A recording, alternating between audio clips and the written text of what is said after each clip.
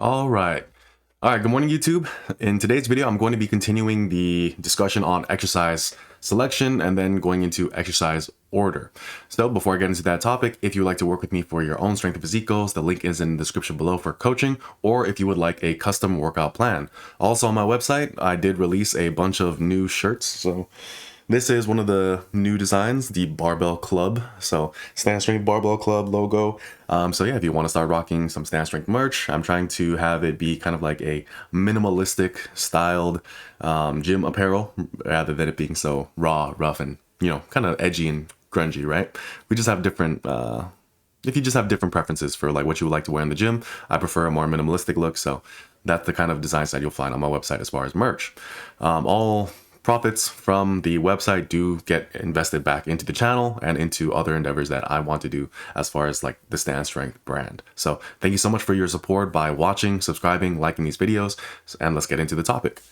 So today, like I mentioned, we are going to be talking about exercise order. So the main thing here is like the purpose of every exercise. Now, one thing that I kind of see in a lot of, let's say, normie programming is just a haphazard collection of things.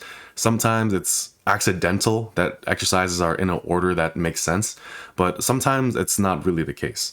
Every now and then it's just kind of like, oh, I prefer doing this, or I was told to do this, and there's no real thought or reason behind it. And that's what these videos are meant to do. They're trying to give you that reason, give you that thought process, so that way you make your program in a way that benefits you in the long run. All right. So obviously when it comes to like the order of your exercises, the warm-up is going to come first. I'm not going to spend too much time on the warm-up because I already made videos talking about warming up. But generally speaking, all you want the warm-up to do is prime better performance. You don't want it to be a thing that gets you tired for the sake of being tired. You actually want it to enhance the training you're about to do, not make it worse. So it should not fatigue you too much. I recommend that your warm-up take no more than 10 to 15 minutes max. So whatever you want to fit in there, whether it be high reps on isolation exercises, whether it is some type of circuit or complex, general cardio, any combination of all those things, foam rolling and whatnot, all of that should take place within 10 to 15 minutes, quite honestly. Most of your warming up is going to come underneath the bar of the main movement that you're going to do. And finally, when it comes to the warm-up, you also want it to prevent and protect you from injury. So some things that I recommend is that you do work triceps and back before you're pressing, and that you do hamstring work and some back work before squatting and deadlifting. I just think that getting those muscles primed up is going to benefit you more than it wouldn't. So let's talk about why exercise order matters, right? If you're going into the gym and let's say, for example, we know that, upper, lower, full body, body part splits, these things are kind of don't really matter when exercise volume is equated. So why would it matter if the exercises in the workout are done, let's say haphazardly? Let's say you start out with your isolations. Let's say you start out with certain exercises. The number one thing is fatigue management. Strength work, where performance is incredibly important. If you want to get the most out of your strength work, you don't want to be overly fatigued. You don't want to enter that movement with not being able to give your best. So it's kind of like with creatine, right? If with creatine doesn't actually build you more muscle. It doesn't actually like make you stronger. It just allows you to show your strength better. It doesn't increase muscle mass or increase strength by you actually, by the supplement, having an acute effect or anything like that. It needs to be very consistent, but it just allows you to work harder. And that hard work is what benefits you. So same thing kind of applies with like exercise order. It's not so much that the movement itself being present in the workout gives you the result. It's whether or not you are putting the movement in a place where you can actually get benefit from it. So if you are going into a certain movement with fatigue, you can't give your best effort, meaning you're not going to get the best results from it. And this is kind of the trade-off that you have to take with a workout, right? Because then why would I do multiple exercises? And that's kind of why there's an economy of training. So if you are trying to get bigger, trying to get stronger, you want to be able to perform in a way that actually promotes that. If you start adding in all these other variables before your main strength work, then it's kind of difficult to reliably progress over time.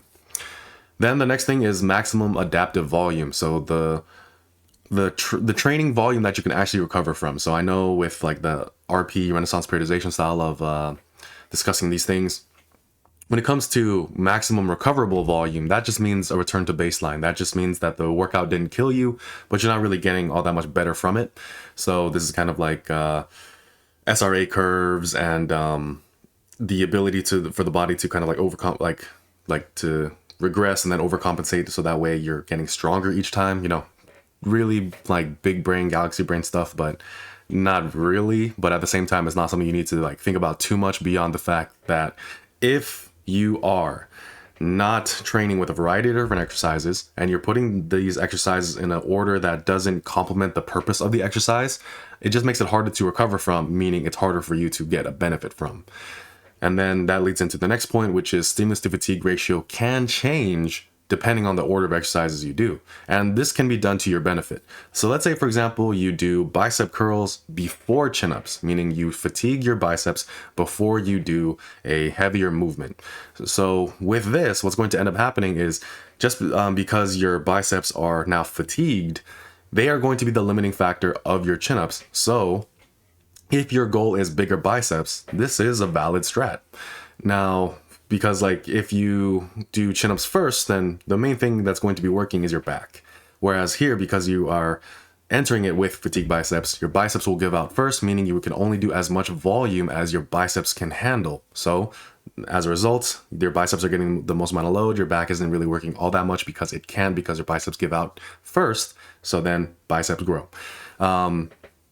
Other ways that you can think about this is, let's say you start doing, like, let's say squats, right? So let's say your main focus is a deadlift, but you start out your workout with squats. You will need to find exercise variations that can fill in that deadlift spot that still allow you to train hard, because if you were to do your basic competition squat and your competition deadlift heavy in the same workout, it's just not going to go all that well for you. If you are going to do, let's say, a light squat variation followed by a heavier deadlift movement, that can work. If you do a heavier deadlift motion first and then a lighter squat motion, that can work, or things of that nature, right? So that's kind of where exercise order does matter. The reason why I bring this up is because, like, every now and then I'll see things where people will do things like, you know, super high rep but also fairly moderate to heavy loaded like leg extensions and then go into squats.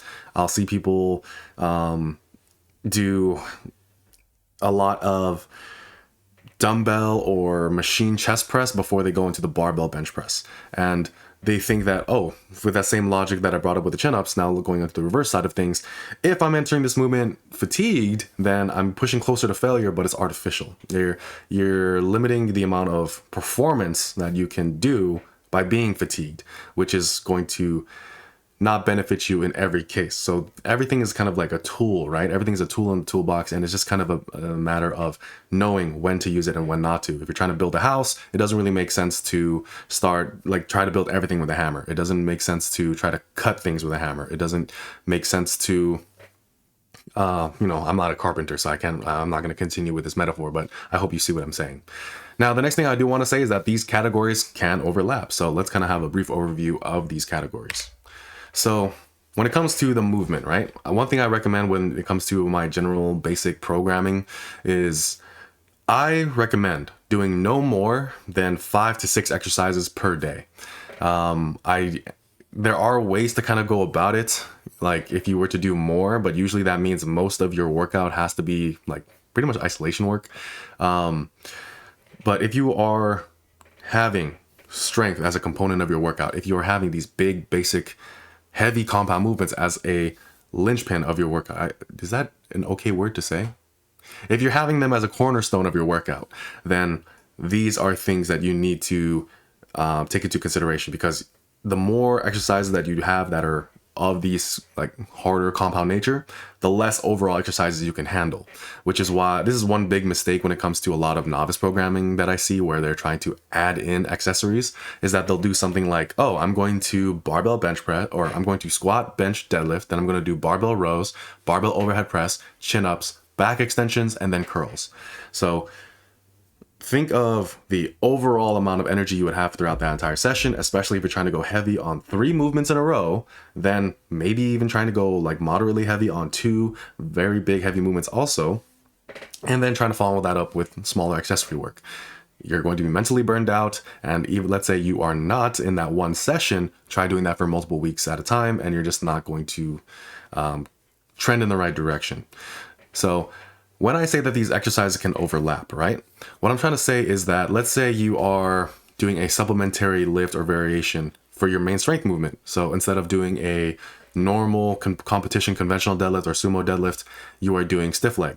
That takes this slot. So when you're making your own program, one thing I would recommend is that you just kind of check these boxes. This should be present in every workout to some degree, and that's the main point here. So let's say you like this being here doesn't mean, oh, I need to do the competition squat, bench, and deadlift every time I work out. No, that's not what I'm trying to say.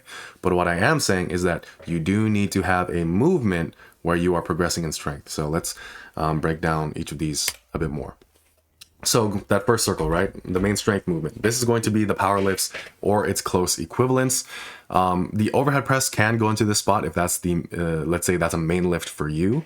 But generally speaking, this is going to be your main movement as far as tracking progression. And I mean like load progression. I don't just mean adding reps, right?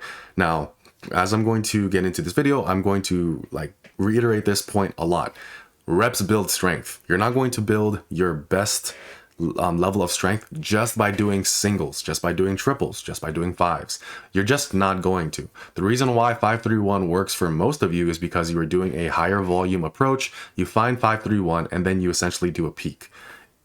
Eventually what's going to happen with a 5-3-1 method is that it's going to run you, like you're going to get stronger from it like for some time, but you're not going to be able to get the most out of it as you would from like other longer forms of training where you're actually going through times where you accumulate a lot more volume, where you spend time in different rep ranges and stuff like that, right? So reps do build strength, but for this movement, for the first movement of the day, it's going to, the volume progression should be a little bit more condensed or filling out certain more relevant thresholds. So for example, like let's say on a strength day or a primary day or whatever word you choose to allocate to this day, intensity day even, you're going to find that if you, let's say on your intensity day, you're trying to fill out the 12s and 15s, it's just not going to benefit you all that much, like further down the line, closer to your peak. Now, your peak is going to vary depending on who you are. If you are more of a bodybuilder, then your low rep zone should be different compared to a powerlifting strength program or someone who is more interested in a 1 rep max. So if you are more hypertrophy focused, you should be focusing more so on a 5 rep max versus a 1 rep max. Or you can be trying to think about trying to get as strong as you can in the 2 to 5 rep range versus trying to get as strong as you can in the 1 to 3 rep range. So that's the main thing here, right? You want to make sure that for this movement, you're trying to add load.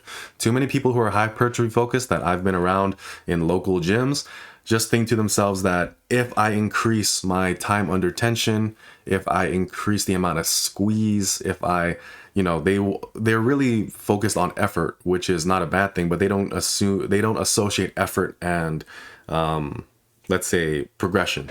They think for them effort is just intensity, is just, you know, whether or not they're making faces, whether or not they're feeling a burn in their muscles. For them, I'm trying to advocate that, are you getting stronger? That is something that is important. So the next thing here is that this, like I said, with that overlap, right? Or that overlap. This can be 1 to 2 movements. So let's say for your main strength movement of the day, it's the bench press. You do a heavy top set on your bench, followed by a close grip bench. That's an example of what I heard called the contrast method. I don't know if that's the full name of it. I'm just going to call it the contrast method, but I don't think it's like that important to call it anything. You're just really using a different variation for your rep work. So on my heavy top set, I'll do my competition bench for a single, and then I'll follow it up with some volume work and with a close grip bench, a wide grip bench, a Spoto press, one thing I'm doing right now is like I'm pausing all my reps, so that's why I'm not mentioning the pause bench, but that's all there, right? Now, the thing here is that you want it to be a variation that is hyper specific. It shouldn't be something where you need to grab a new piece of equipment, where you need to change the angle. Like that fits better into the next category rather than this one. So let's say you do low bar for a top set, and then you do low bar paused, or you do box squats, or you do high bar. That's one way of doing things. But what I wouldn't recommend is that you do a conventional top set followed by sumo volume work. It's just not going to carry over. What I would recommend is that you stick closer to something that's more closer to the conventional deadlift on the squat hinge continuum, like a stiff-legged deadlift or Romanian deadlift or even a deficit deadlift, because it just resembles that main movement even more. So you have to be very specific with the movement. If you decide to do two movements here rather than one, because the thing is, like, let's say in a program, this is still going to occupy only one spot. This is still just your main strength work. This is still just the first movement of the day. It's just kind of having that added complexity of, for your top set, you're going to do your competition form. You're going to do the form you're strongest with. But for your rep work, you're going to be working with something that's a bit more of a self-limiting variation, right? So that's why for your first work, it should be the power lifts and its close equivalents. Its closest equivalents would probably be a better way of looking at this. Then for your next exercise, I would recommend some type of basic non-competition compounded variations. So let's say on a bench press day, this is where you can put your overhead press. This is where you can put rows even. This is where you can put front squats on a deadlift day, or Romanian deadlifts or stiff-legged deadlifts on squat days.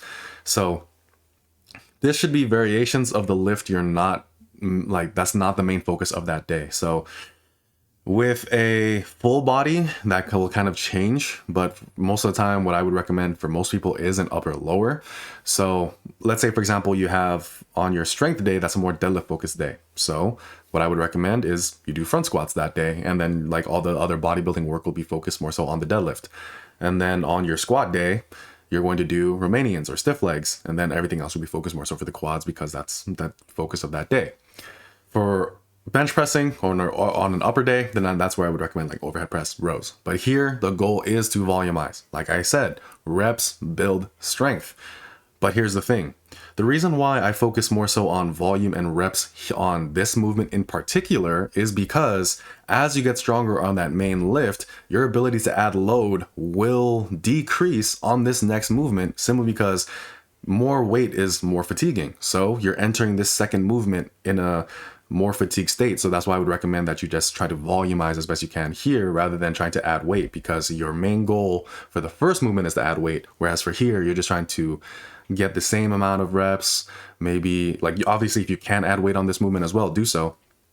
But it's going to be kind of difficult to do so. Like, that's why for this movement, it's more so about going closer to failure. It's more about training this more like a bodybuilder. So one thing that I do here, for example, is, let's say I kind of run things on like a 3-to-1 wave. So 3 weeks of hard work followed by a deload. So that's just I just kind of like deload to get ahead of fatigue. So that way I can like keep training like throughout the yearly cycle without taking like extended breaks off. And during my deload, I still lift. Just the main thing I cut down on is volume, not so much intensity. But anyway, let's say, for example, I'll try to hit an AMRAP on this second movement, or like, let's say 3 sets of 8 to 12 reps on the second movement for 3 weeks. And then I'll switch out the movement, or switch out the load, or like going up in load the next time. But that's the goal here. Your goal is to volumize here. You can even add sets if you like doing that in your programming, if you like doing that as far as like your progression goes. But here is where you want to volumize, because this is something that will have carryover to the main lift just by virtue of you getting bigger. So most of your size will come from these two movements. So the power lifts and its close equivalent, followed by some basic non-competition compound like an overhead press or a barbell row, or a variation. And like I said, this is where you kind of see that overlap, right? If your main lift here is a stiff-legged deadlift, maybe your secondary movement could be Romanians or front squats. So that's kind of like where that goes, right? The key point here is that minimalism will equates to minimal gains. Now, minimalism, I feel like, will take a much longer time to describe. What I'm describing here is the idea that you only need maybe 2-3 exercises a day, and then that's all you need. Like, people who kind of think to themselves, if you just want to bench more. If you want to bench more. If you want to squat more, or anything like that, right? you want to get everything involved as strong as possible. So it's not just squatting. It's also leg pressing, leg extensions, leg curls. It's not just deadlifting. It's your traps. It's your lats. It's your arms. It's your spinal erectors, your glutes, everything. So if you just try to rely on one thing, it's not going to work out all that well for you. So the next thing I'm going to recommend in the program is some type of back work, and this can overlap with calisthenics. So there's kind of a couple ways to go about this. One thing you can do is that on upper days, you do focus mainly on horizontal pulling movements, and then on lower days, you kind of focus more so on vertical pulling movements. I recommend doing this just because you get that spinal decompression, which, you know, might be a bit more of a placebo, but at the same time, I do think that it's necessary to decompress your spine. So that's why if you are, you know, stretching out that spine in that way, like on a lower body day where the weight is on your back or the weight is actively trying to pull you down because you're deadlifting, then this can help out.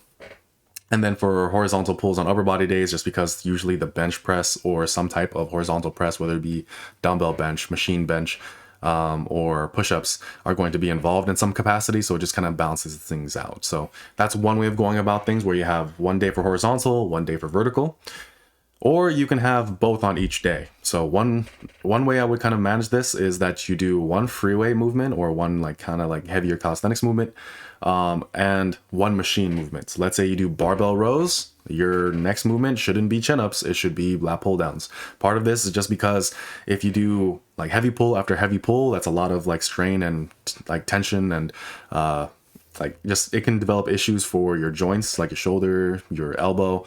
So that's why I would recommend that you kind of vary it and allow yourself to use easier exercises so you can actually accumulate volume that you can recover from. That's the biggest thing. Like I said in many other videos, you don't get stronger by what you do in the gym, you get stronger by what you can recover from. So all of you have heard of that analogy of the jar, where it's more so for time management, but the same thing applies for training. If you have a glass jar and you have to try to fill it with rocks, and someone tries to fill it up with as many rocks as they can, and then there's and they can't fit any more rocks, and then you say, is this jar full?